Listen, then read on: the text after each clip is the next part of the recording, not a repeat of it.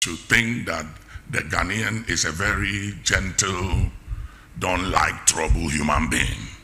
It's not true, because I saw what happened 79 and 81, and they were Ghanaians, and some of the violence and the murderers and unrest in certain parts of this country, like what's going on in Boko and other places, they are all Ghanaians.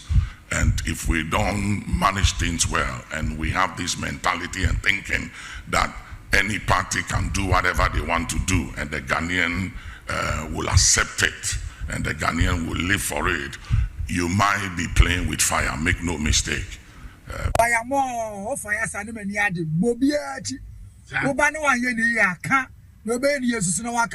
Now this government nature say fire. Ya fire no pay nature say Ghana ni ti ene ya ha.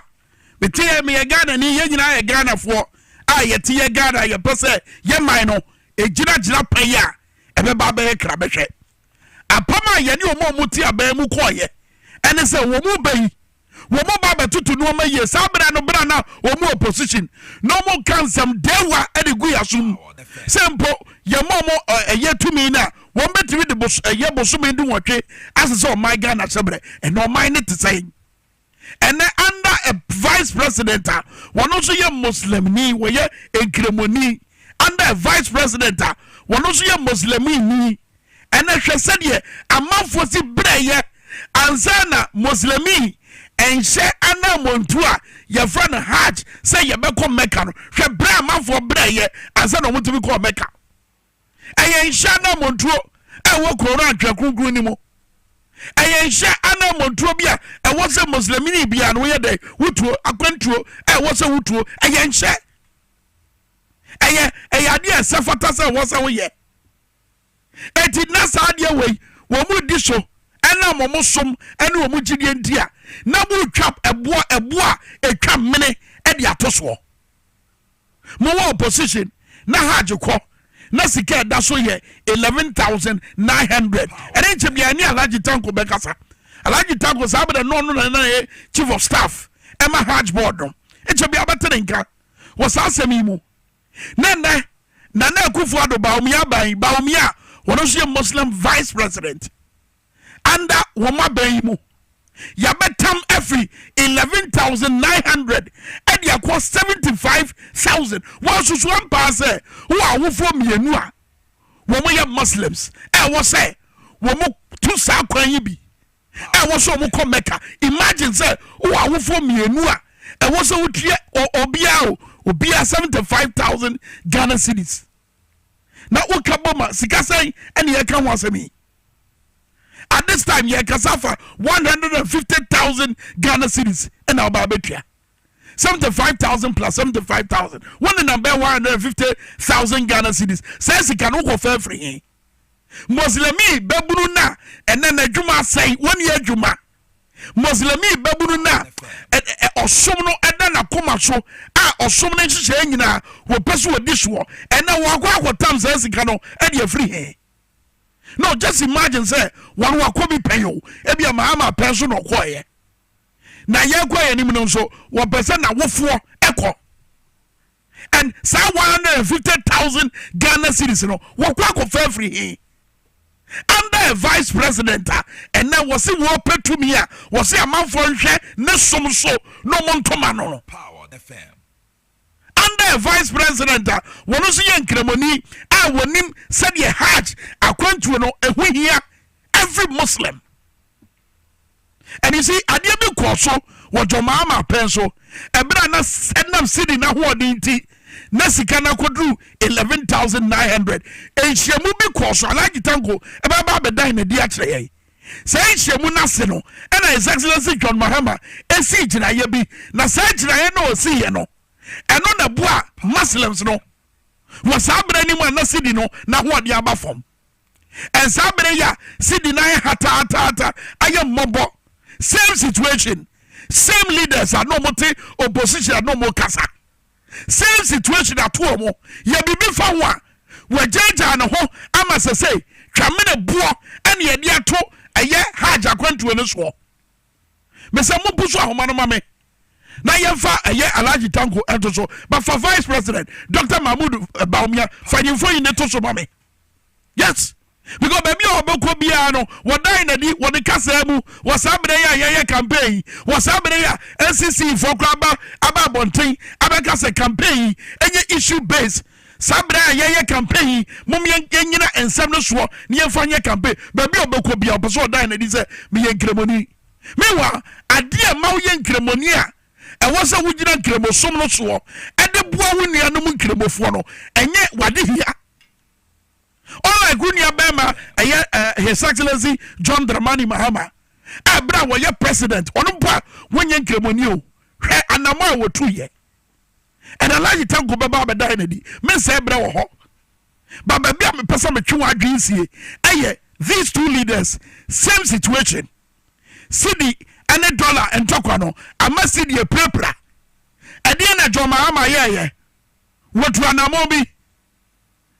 A bois. Wamwa omuye Muslim fu a ewo so mutu Hajj ekwan ni bi ewo so mutu kwan e de komeka same leader no opposition no ofre John Mahama incompetent wa bon wonim hwe e ba mamu a wonte ase he wonte timamufo no bere na se the same president ye the number where your mampanya badi eche in fact anya so your mampanya badi eche kwa where your head of the economic management team same situation at no and you know, 11,900 no better, you know. What time free ho at about 75,000 Ghana cedis. Kanisika 750 billion as an year king. 750 billion as an year king. So just imagine that young Muslim guy, that young Muslim woman. Our person buana wofo na wofo mienu. Emo mutimi tu sa kwan bi e de kom Mecca. And if I walk 150,000 Ghana cedis every and you have one in my man and papanum, I'm on my Timako Mecca. If I walk first Ghana free. All because Baumia Wabemu. All because Baumia Asadaya Shahai, 1 million Muslim for Ebreho. In fact, Muslim for and he has some and he has them. And I'm one in Yamutu, Yabrano Moa Bemuno. Sagini and Timamba City trim. Sagina money trim. And men person may yasam no and you feel Alhaji Tanko no and Namona John Mahama 2 year no what to because who say there was a crisis situation.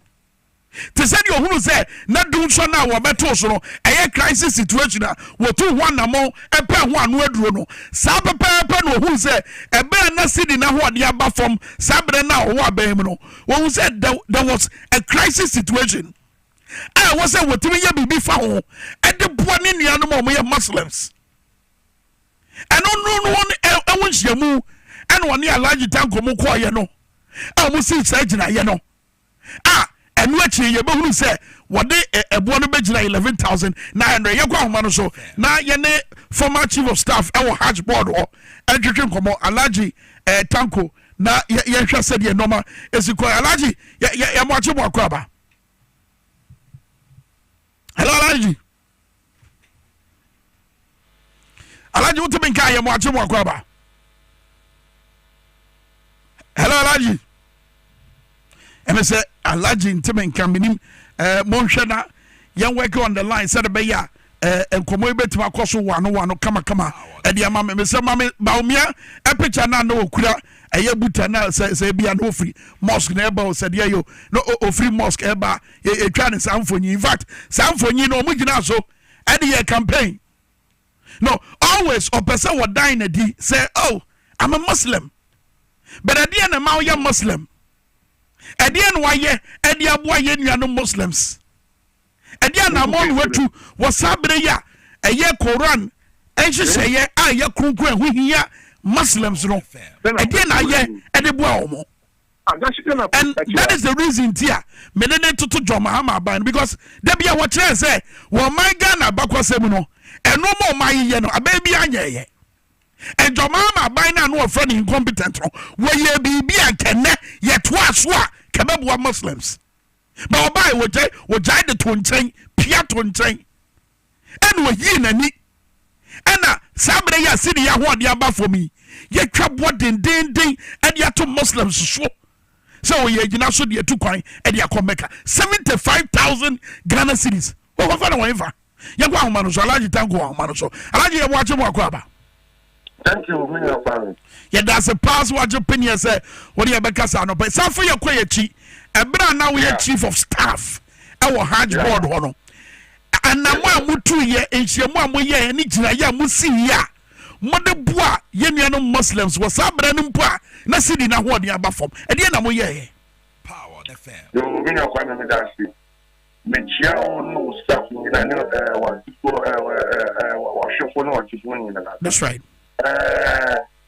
The thing is, during our tenure as chief of Hajj board, which you mean? Bitiopa. Aha. You observe BP, meaning boss, Honorable Alaji Tanko, Abdul Rauf. That time, no, so let's see you know, and yes, stable, now, for sure, China, what you say. And observe, say, in that year, no, they are here. Nipa omoko Hajj the same year no be fair no different. You make an here. Because a dollar again you want to see the component no. Into obi ho e be no baba change we no dollar no. Ubenya no be 11 cedis. We so ochina ubenya ni dey 12 cedis. We ochina ubenya ni 8 cedis. We ochina the make an say automatic. Into ye call omampanyi ho His Excellency John Dramani Mahama and e born a man say hey the only problem be our year been your problem this year's Hajj. And obisa na you born a man or fan of Governor Bank of Ghana. And also with Yano, Yentina in his office in a chair. With the late Dr. Mustafa Ahmed. Introvert said this is the problem we are facing in Hajj. So Governor Obetima Bibia Maya Peggy reference dollar no at rate, so that all the Hajj this year and the the same rate. And to your peggy my they make a note to me. I'm on air. Hello? Alaji wa yeti okoso. Aha. Into your parent into my 11,900 throughout the year. Yenya we be they make a note to my say. And in that time also no His Excellency John Dramani Mahama show personal interest in Hajj. Because from time to time, our family me boss Honorable Tanko to his office. And she share na mo ye, and if na mo drew, dear na mo ye, they church the money of us who free am ko country me papa, national chief you and sana mo announce on air. And today be anu ye na no di nkomo a, ye chire be bia na be bia ye drew no, no ma ko country national chief you and at that time also the no much problem say. Woma loan free bank. Unu say Hajj for no, pilgrims no. Obo ha ochina na play betu, ne no ba be pia na sika. Into so won try am pilgrims no about the pure music and sana. Work up for Jidan, Akia airfare, Akia winner, Ube late. Entina one quantama, we near a diner hotel sooner at the Holy Mosque no. Into yenu ye dieno, Tanko call me boss Tanko call Hajj conference, pay, they are organizing Skanuaha. They are sending a man. So you accommodation close to the Holy Mosque. What you are saying? So when the principals are paying, it goes into the account and the bank will get their money back. Sane organize the idea no. And the start a crash. Into one of the Mekaisa that my appointment mini Tanko. You walk out of his office and offer Tanko and Tanko Sana no friend. Sometimes you know see Tanko square. And a 10 years. As some of countries say, failure is not an option. Failure is concerning this Hajj. Huh? Was it failure is not an option? Failure is not an option. Okay. That was his last word for us. Tanko and Tanko in a 10 years in his office. And I say, on this Hajj, failure is not an option. And I want to give you a warning. Even a polythene bag of pilgrims, never you leave it behind in Saudi Arabia. Somebody like me, the boss can just walk actually after putting a sling in our bottle of French apple. You ever caught the whole of the Tesla in Ghana for tonight? There will be a package in the area of the back to Ghana. Not because and not because we show personal interest. was your personal interest be pure. Let me tell you, anytime be a first flight between Free Ghana and Saudi, one more personally ever Hajj village. And yes, was no view. President John Mahama, one more personally over Hajj village ever see the province of. And anytime be a first flight super free Saudi ever back to Ghana, personally were back ever share and welcome back to Ghana. That is say your sole interest at here ever Hajj. They can say what you must say. And Naya, Mr. Otaminka, Yaba and Naya, yes, Yaba and Naya, a 175,000 year. And then she say, yeah, we and Anuya, and yen and Nana Abentia, never so much Sano. Massa, when you are saying kind of review him in tears. Review him in tears here.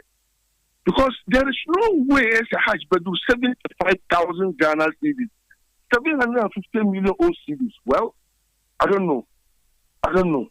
Who comes to me church? I mean to me church room. Because yenim Hajj claim first who will be him. Who comes out there so yenim said yes he dying. We have a show. What him Hajj no? After playing first now over to our hand. Who cover you went and a hotel in Medina. You rent a hotel in Makkah, you rent tent in Mina, and you rent tent in Arafat. What do you say? Tell my office, 2 weeks to set Ghana and first place the 2 Free Ghana. Me and me did airport.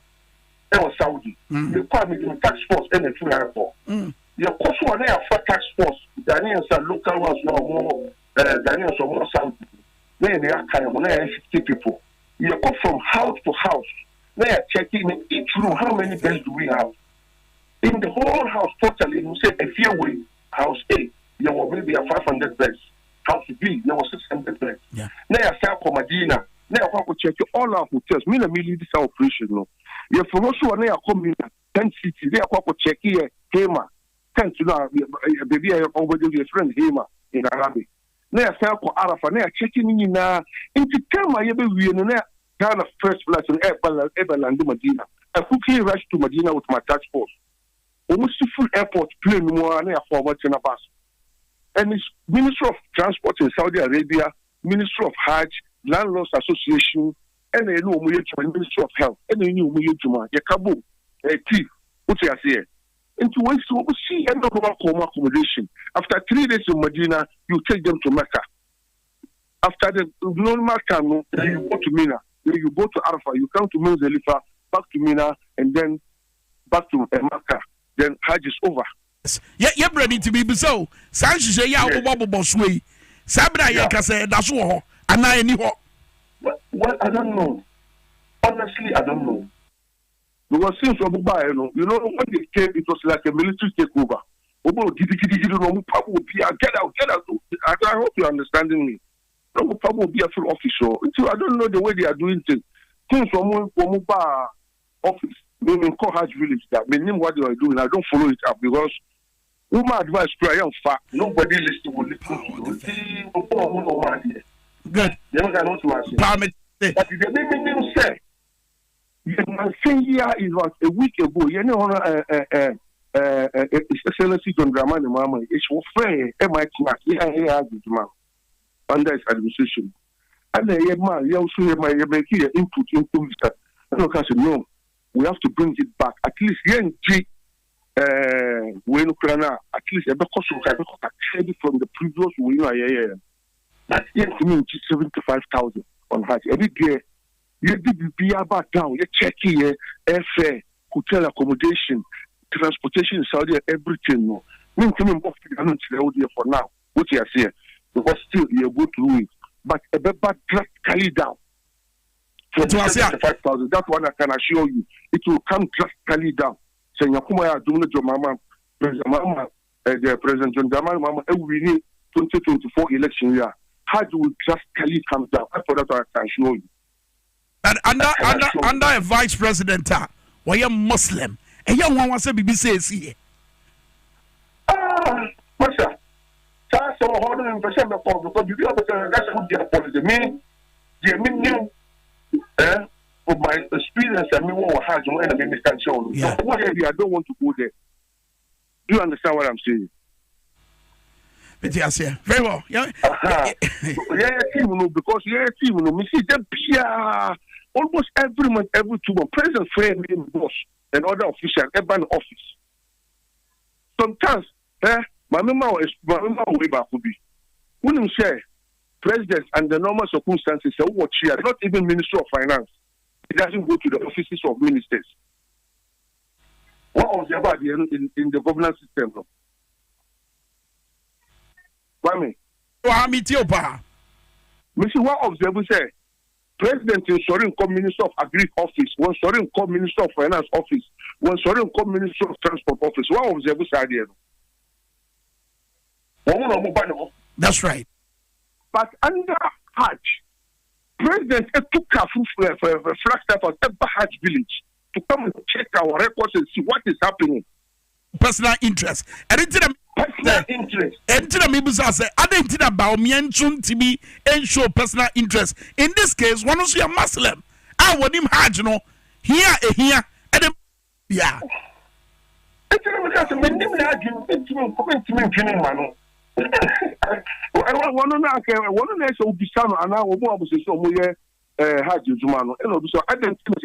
Muslim Vice President Hajj village personally, but former Christian president will show interest or Hajj village from time to time.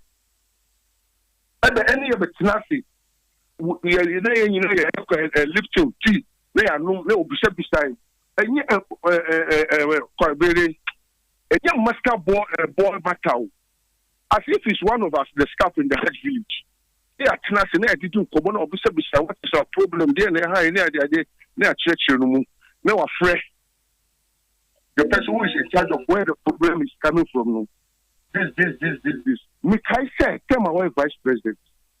That's the history of this current Hajj village. That's how it came up. It was through his initiative. It was true, yes. I was in part of the meeting. That time, Alaji Bene Chama. Alaji Bene, one Chama, Alasan Bene, no one Chama. Oh, prefer Nipa, K, whatever, company. This is what I want you to come and do and help me. See. President Mama initiative. Then we'll move from Elwak to the current idea. And then let me tell you the final one. We are far advanced in building a new Hajj village. And sign Elusu elections. Far advanced. You are deep. You are deep. You get a contractor. MD company. He's still alive. You are land opposite Duncan Williams. Jim Faith Chapel, yeah. Spinters. Yes. What was land to do opposite across the street?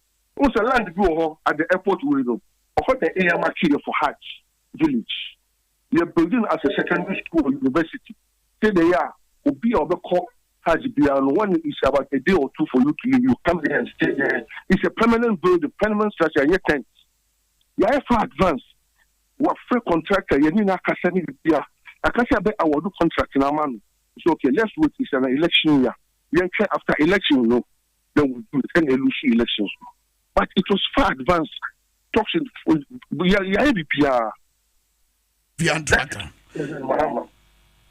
very well. Nature say eba opepa ene akoma ye benya de aboa ye nuano muslimifo amomatimi ayesa eye osum nhihye dia joma ama na wasa adwen comparatively true ni ayehuri ebua master perfect. I'm telling you perfect. And also President Obama will be and yeah, way and they are news way Gabi one person. Sometimes I mean, Your Excellency, politics and your religion. My own Kasaka Gabi, please don't bring it out. Alani, Yabrani Jim for Junior. Meadow as a pa, ne Wobra Winyamaya no pay. What you made ye so? Without it. No, can it not one chief of staff our Hajj board and come on ye efa a year. I mean the sort of commitment nanka was a your man penyim and na say man penya bedi echim potitri wono titri now was what dine di ɛwɔ Muslimifo akwantu yi omo kronkron akwantu yi omo tu ɛde kɔ Mecca ɛna bo a yɛtwa to so what the toto His Excellency John Dramani Mahama penso na nam 11,900 ehye mo yɛ no mo ka sɛ the dollar ni cedi esitie no yɛma ɛbo no nyina faako deɛ sɛ cedi na hɔden ɛte ba fam sɛ deɛ esitie bia krampo a yɛma bo no enyina faako saa hyehyɛ no mo yɛ ɔpepa John Mahama dan na di nene Muslimifo bebra no wo ma no kasa yɛhunu saa opepa no emfiri baomia ho no eyade a asefempative fi se ebo omu twa ye de to Mecca kono so no 75,000 Ghana cedis kane 75 million 750 million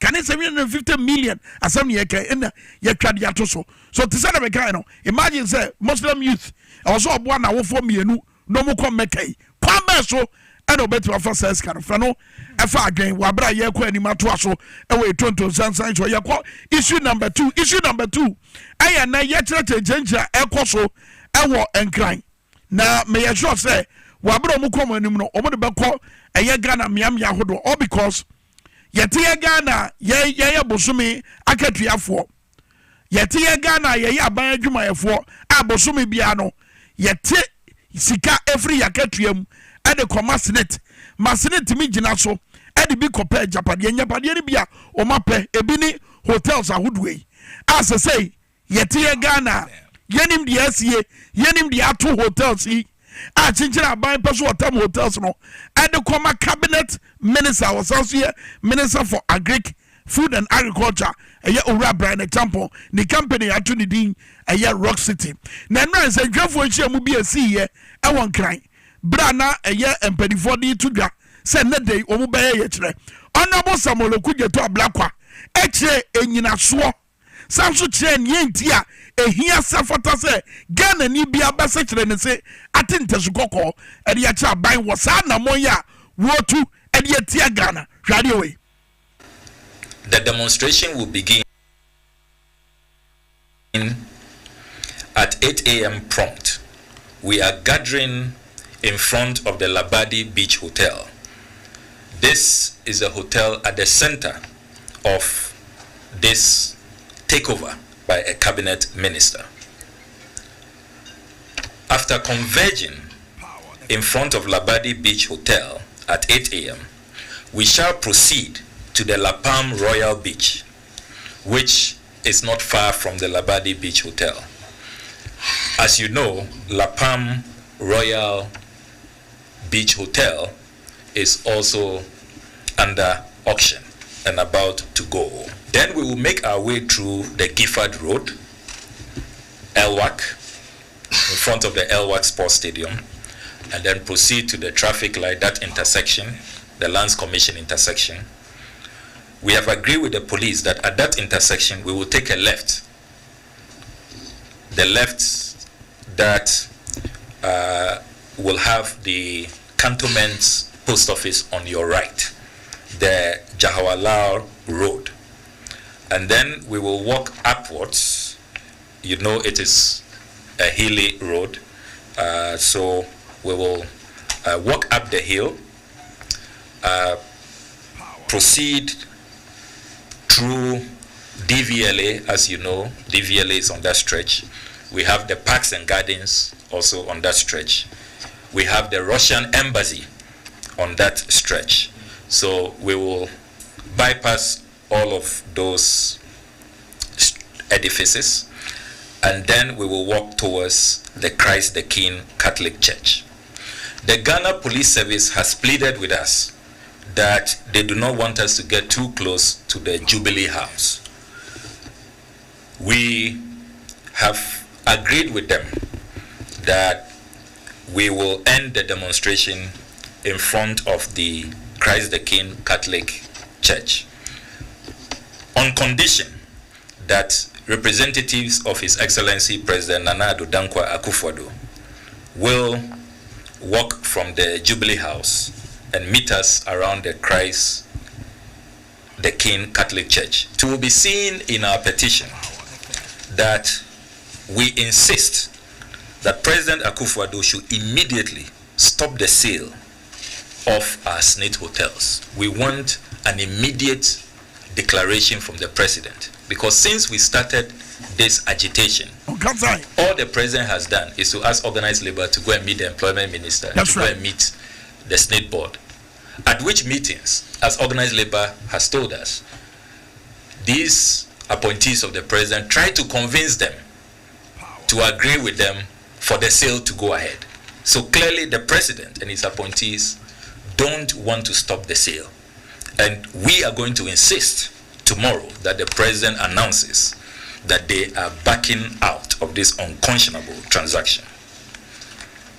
We are also demanding that state assets should no longer be sold, particularly the profitable ones. Historically, since 1966, the sale of state assets have not been in the supreme interest of Ghana. We want to conclude by assuring all Ghanaians that this march will be very, very peaceful. You see the honorable citizens who are here. Everybody here is law-abiding. This is not warfare. We are only going to present a petition. So Ghanaians who want to join us but are concerned that there may be violence. Okay, eti way honorable Sabolokujo to Ablakwa na di tudwa se yeche ni nante ye omo be nante won kran. No mo ni nyina kwa wie ewo Christ the King no e asumdie kwa so. Ohwe animonyamfo abenfo animdefo a omo di animu ti se Father Abraham Kumsen. Ohwe ti sim panifo yi. Ani animonyamfo a wo mra so badwafie a ma sibrane. So omo de krata be kwa akoma aban. No matimi edi aye nyina so ewo man Ghana na free na ekọ yanim se man ye be jai se ye ton o man na japade edi amema ye ho ye be jai se ye ton o man na japade edi ama ankran no na tumi se ade we eyade a eye ni bresem pa wo se wo menante wasundwe mu de na bom eja o mo so ene nsani a ana esa omu peso omu twade to ho ene se free na ekọ wa bra ye ka se hotel yi hotels ahodo ya eye SSNIT hotels munyi mu nsem free so no e free na ekọ mo ma nya nhihye ebe ba be do my Ghana se abaye japade ye nya ton titiru abaye japade a ye timi nya mfasodie free ho okuje to Ablakwa klasem we say e free 1966 a ye sha asase ye bobra so man ye fia sese ye tonton o man na japade e de pa na ye nya free ho ye nya mfaso bia ye fia se ye ton o man no ne factories ye tonton o man ne nsase ye tonton o man na japade e de pa na ye nya free ho. Now within the fourth Republican dispensation omupo omutai ton o man na japade when you kuje to na ka we ya make kwa me meka and I make obetima check e ye true e ye MPP amanyoko no. Okay, bra na omufri abemu in 2008. Kaka wo ho ensema ye tete ye. Aban bangalosa na yaji ataye ni ase ani ye mpesi ye bejemu. Eno sabra no onobu okuje to Ablakwa kuro ya ekwa ho asani bia di asem no koto asani bia ye bo asem no tugu ye. So be kaya. Na bibu fa ho editi na tem. Ye ton se japade na dia ne nya free ho. Hey, obi kan tell me, ye ton say japade e de ma ye ho no, e de ne anya free ho. Na ye nkote a.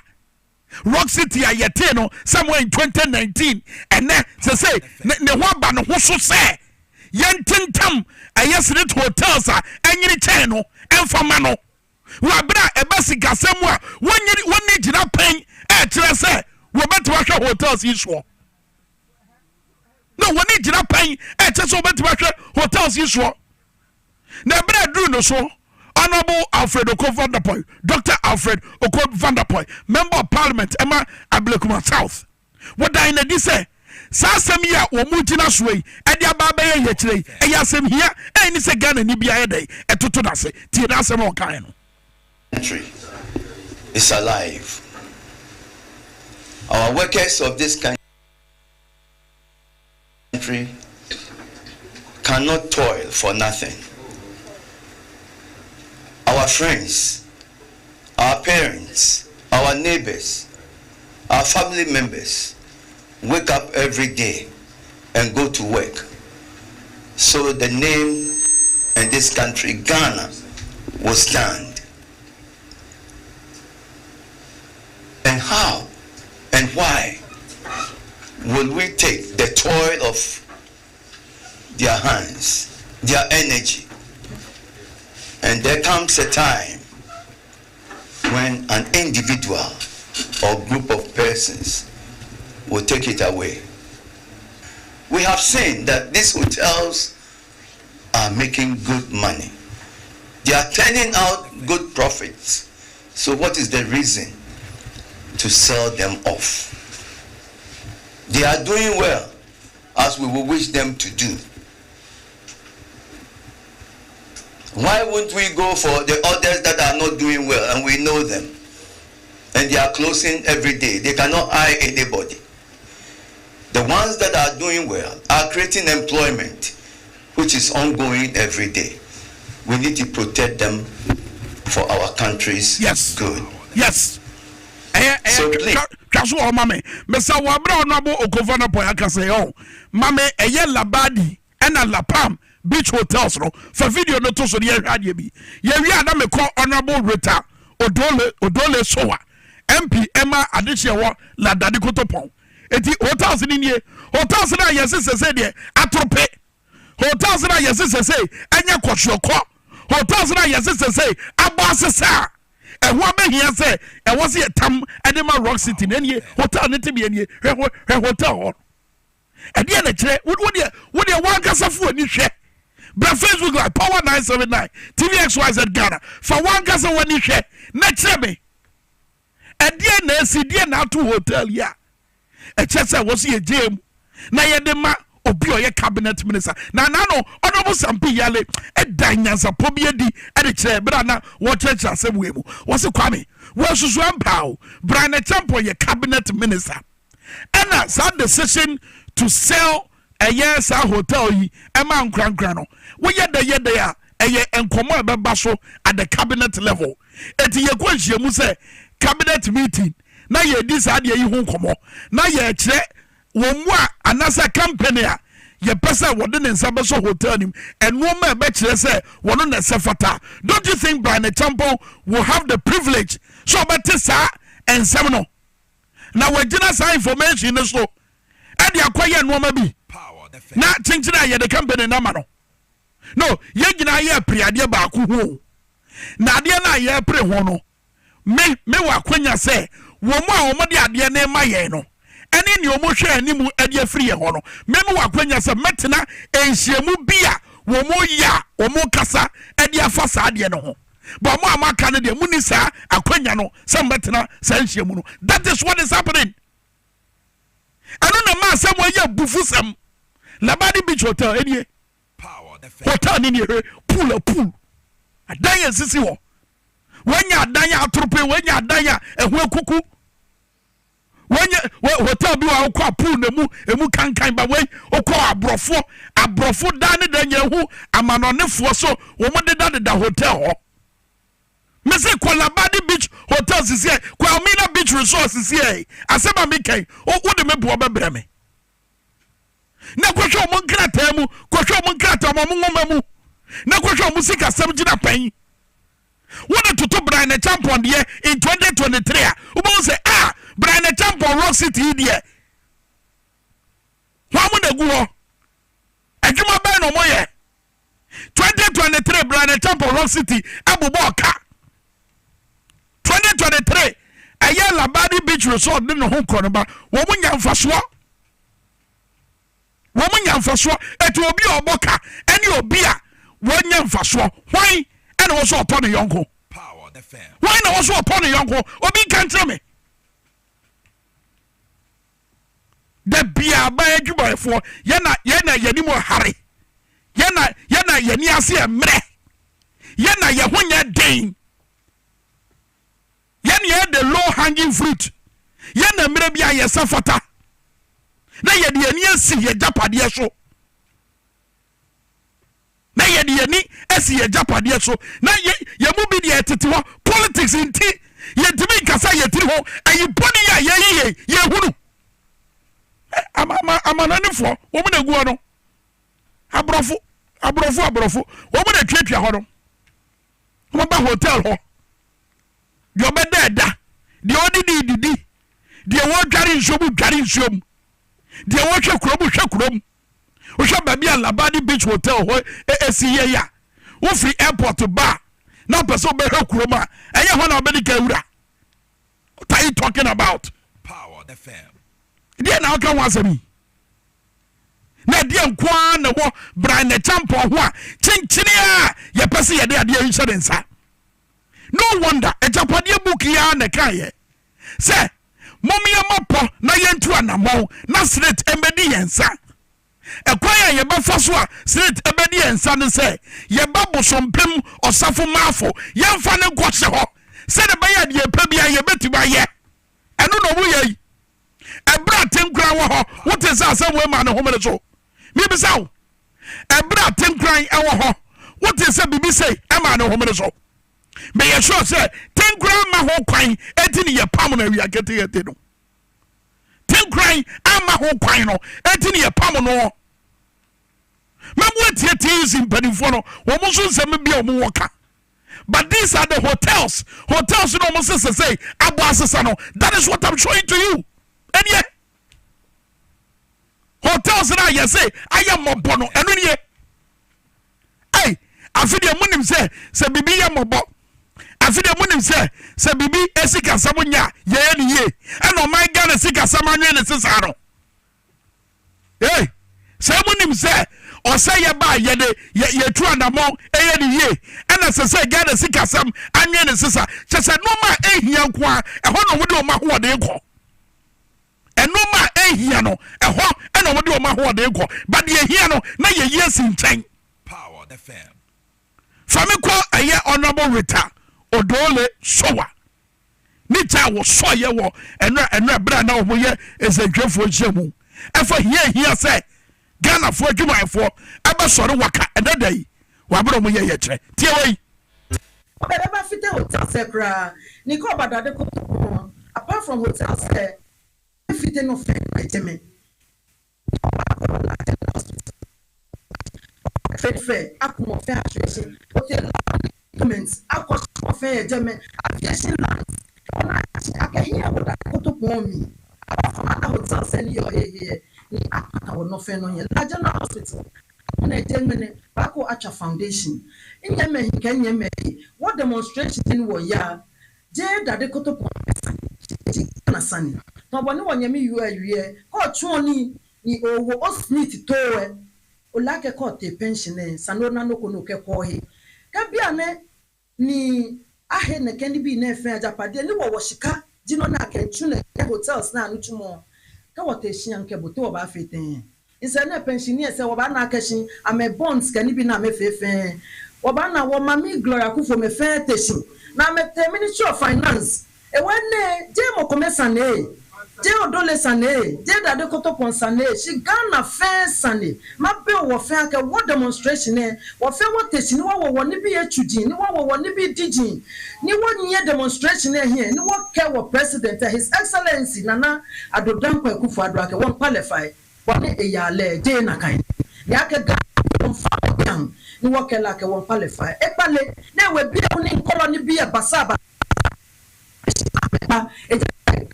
that's it but that's mo fanche said ye na ni no esi twitwasie ade mfidie na ne ye de record but asem na no aka no adwumayfo ahia asem nie ebra so say Ghana adwumayfo ye besi gina ye okọ the United Kingdom Labour Party ene o mama o mo homene so oh labor na what labor unions what United Kingdom no wo mo fa labor asem fa ni agro so enna me hu say TUC mpanifo ne bi ewo nhyiamu na se wo ensantwefo nhyiamu na se na mani agye wuti honorable Samoloku Jeto Ablakwa wo say ebra asem ne ehya asese eba no ne mampanyi ye ya ne say TUC for mo peme humi a munyame hume mugo hu labor and employment minister and you see honorable who get black what die na di say was say shemu na wo mu ne labor and employment minister ekwayo ye no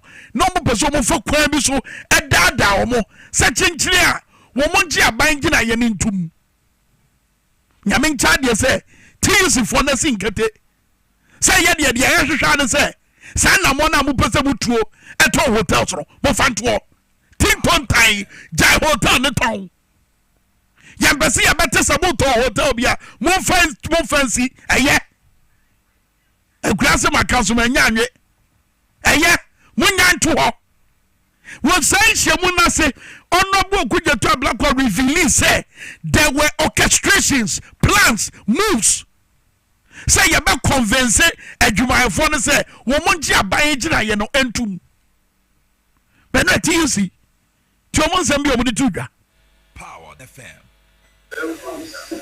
Wonye odwumayeni a wo ebusua ni a oye odwumayeni.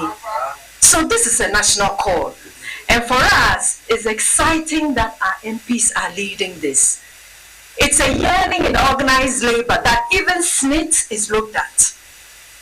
If it's the management of SNIT, hey, I mean, let's look at it.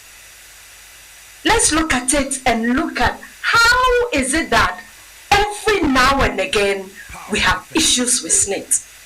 And those representatives of organized labor, Baba Kumsin is here, he'll tell you.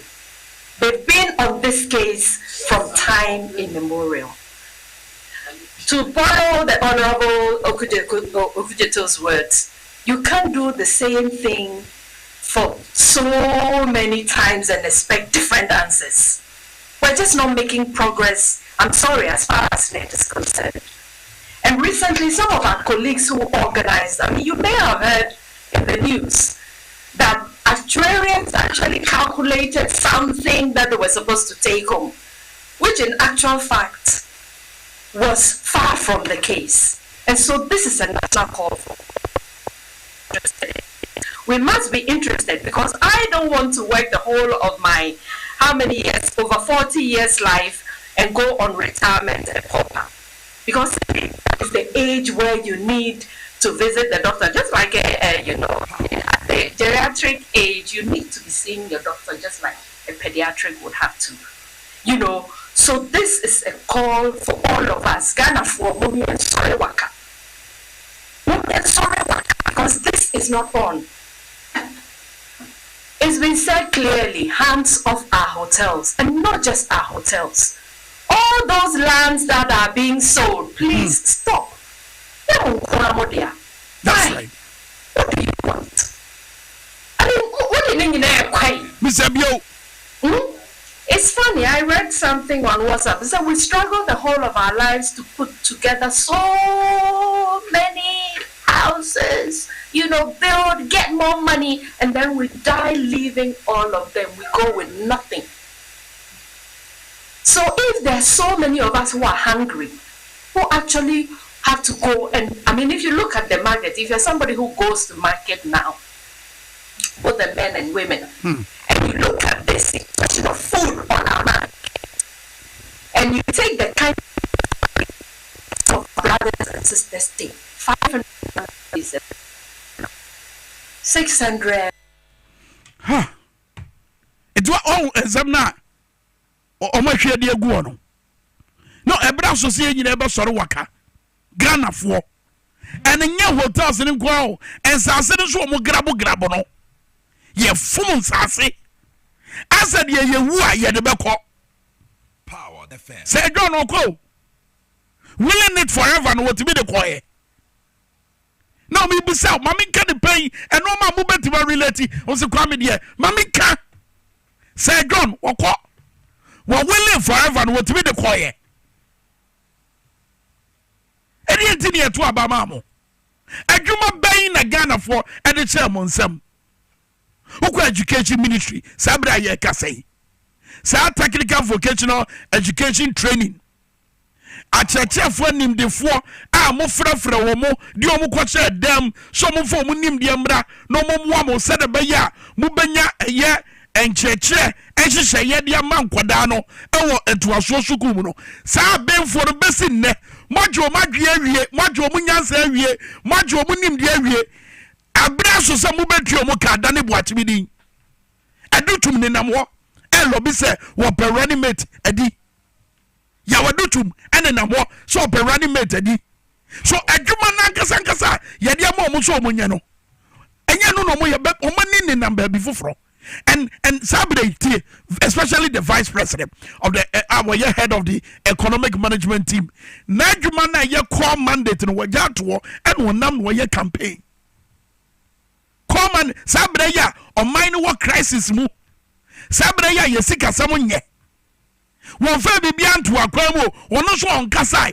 ne deputy finance minister emeka samyentia yentwen ye to abama baumia ena sa no meya wase no wo be ni ye no that's one think about it yankayo ya man adwuma no sabre wo kuso a wo ye campaign ne deputy finance minister be ka chere say adwuma na ye de hye ne nsa na wo kasa ho bebrebe ye ho dede ye ho lectures ahodo no wo se sabre de woni bibia wo beti dia ye bibia yankwan ye to abama ni wia no betima ye adwuma no think about it I may say in the coming days no say CT vet for no wo mo dia to yanim SYZ yanim say omo ba wo mo homene so no mo boy ya wadu twumpuru mu say omo nim dia no mo de ma mo no a mo de twe nwoma a ye de ba bo ye ma no wo entoaso sugu no wo ma nya nim dia no ko wo mo bre ansa no munya mo twe oboka Montio muka na mope ade afododo awusu amedi Tonton Sansan ne to ha pa hwi amani ya maya ayo enyo ya ne wom ya peso bia ba adwabo na sibi na asem ye wo bia mu oka na na mani ye kunsum yemfa mu mai motrobodo yemfa mu mai mosempa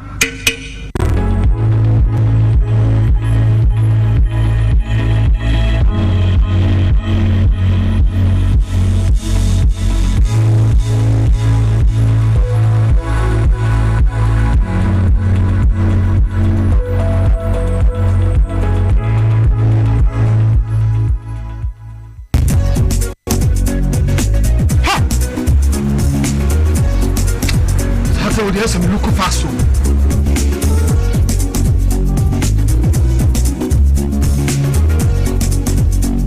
Papa, me again. Let's go, Yale.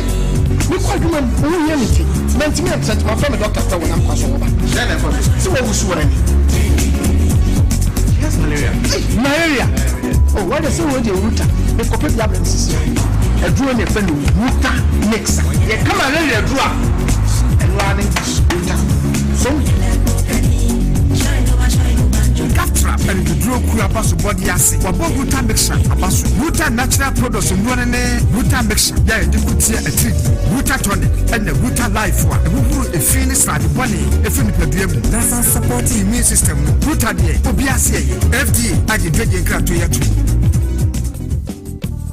Bano high sense air conditioner